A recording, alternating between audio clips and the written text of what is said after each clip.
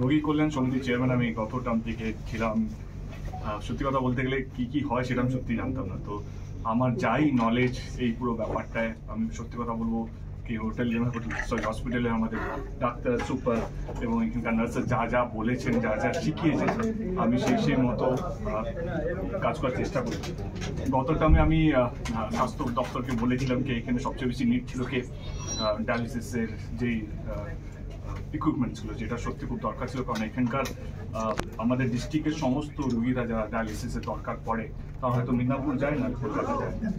প্রাইভেটে আপনারা সবাই জানেন আজকে যা hospital, health is the biggest most expensive thing. মানে আজকে যদি প্রাইভেটে যান যে কোনো চিকিৎসার জন্য একটা নর্মাল জ্বর হলেও সেখানে 1000 টাকা এমনিই বেরিয়ে যায়। সেখান থেকে ডায়ালিসিস যেভাবে মানুষের কি বলবো রোগের জন্য ডায়ালিসিস দরকার পড়ছে, সেই জন্য প্রাইভেটে প্রচুর খরচা হয়। সেই আবেদনটা আমার কাছে করা হয়েছিল এবং আমি সেই আবেদনটাই হেলথ ডিপার্টমেন্টের কাছে পাঠাই। আমি ধন্যবাদ জানাবো হেলথ ডিপার্টমেন্টকে, তারা আমাদের আবেদনটা রেখেছে এবং আজকে আমরা সেই ডায়ালিসিস সেন্টারটা শুরু করতে চলেছি।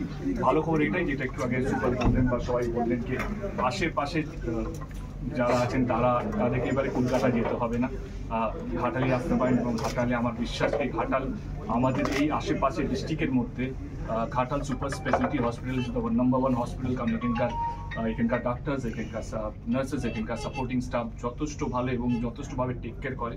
আমার এখনও মনে আছে যখন আমি দায়িত্ব নিয়েছিলাম তখন সবচেয়ে বেশি অভিযোগ ছিল এখান থেকে সব কিছু রিফার করে দেওয়া হতো কলকাতায়, পিজি বা আরজি করে এইসব জায়গায় সরকারি হসপিটাল রেফার করে দেওয়া হয়েছিল।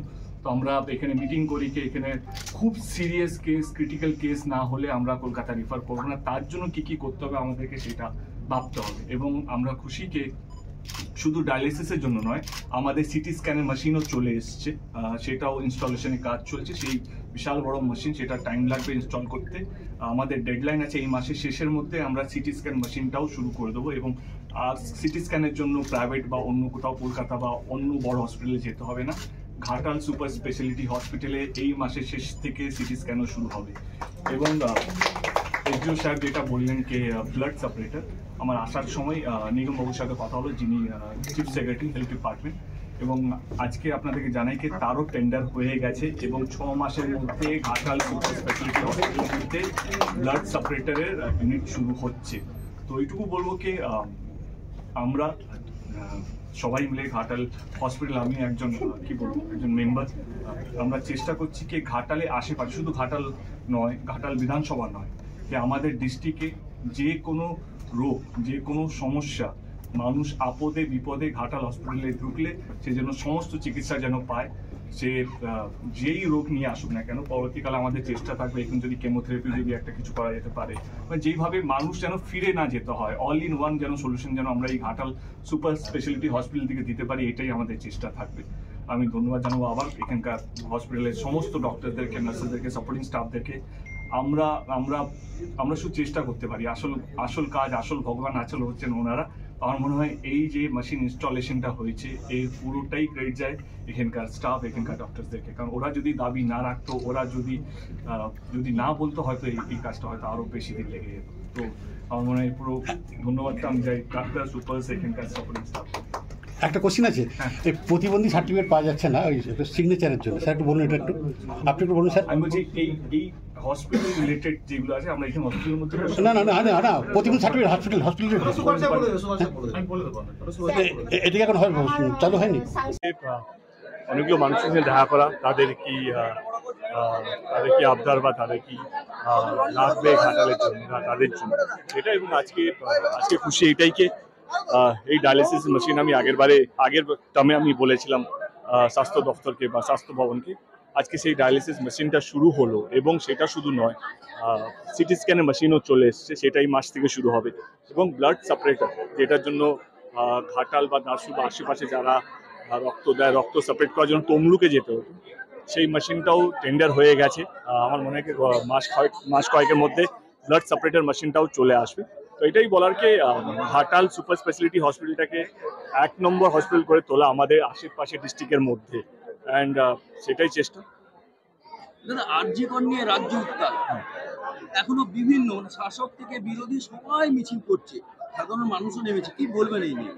তো খুবই দুঃখজনক একটা ব্যাপার যে যেই ইস্যুটা হয়েছে বা যেইভাবে জিনিসটা হয়েছে সেটা তো ডেফিনেটলি নিন্দনীয়, মানে সেটা প্রতিবাদ জানানো উচিত এবং সাধারণ মানুষ সেই আবেগেই আজকে সেই আন্দোলনটা হচ্ছে। আমি এটুকু বলবো যে এই আন্দোলনের মাধ্যমে যেটা সবচেয়ে বেশি দরকার সেটা হচ্ছে কি আর কারোর নাম যেন নির্ভয়া বা তিলোত্তমা না রাখতে হয়। এই আন্দোলনটা সেই নিয়মটাকে লাগু করবে যে যারা রেপ করে তাদের মাথায় তাদের যেন ভয় লাগে যে এই সব কাজ করার জন্য।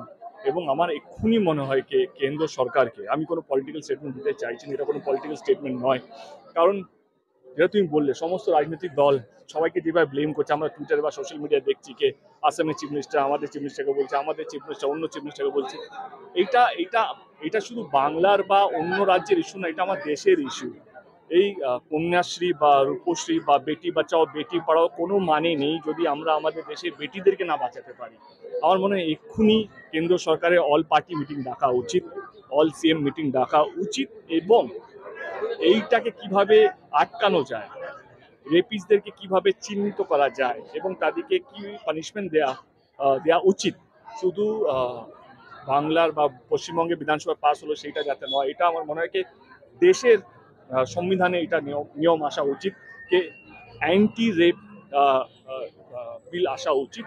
এবং এইটা আমাদের দেশে না, আমার যেটা কষ্ট, মানে আমি রাজনীতি 10 বছর ধরে আছি, আমি যেটা মনের মধ্যে আছে সেটাই বলার চেষ্টা করছি।